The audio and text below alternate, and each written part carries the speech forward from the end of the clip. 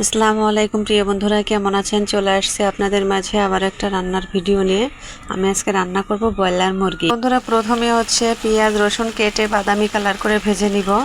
এরপর হচ্ছে আদা বাটা, রসুন বাটা, জিরে বাটা, ধনে বাটা, গরম মশলা বাটা, শুকনো মরিচ বাটা, বাদামি কালার করে পেঁয়াজ ভেজে রাখছি ওর ভিতরে দিয়ে মশলাটা সুন্দর করে কষিয়ে তার ভিতরে মাংসটা ঢেলে দিয়ে অনেকক্ষণ ধরে কষিয়ে নিতে হবে সুন্দর করে।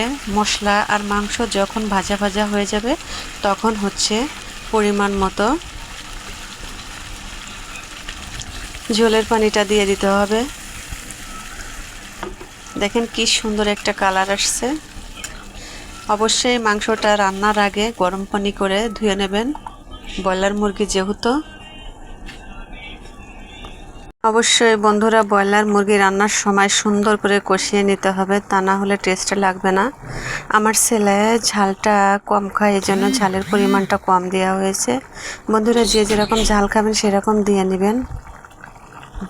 বন্ধুরা, ব্রয়লার মুরগিতে একটু ঝাল বেশি হলে বেশি টেস্ট লাগে, কিন্তু আমি দিতে পারি না, আমার ছেলেটা ঝাল কম খায়, এই জন্যই। আপনারা অবশ্যই দিয়ে খাবেন। বন্ধুরা, আমার রান্নাটা কেমন হয়েছে কমেন্টের মাধ্যমে জানাবেন। সবাই ভালো থাকবেন, সুস্থ থাকবেন। আল্লাহ হাফেজ।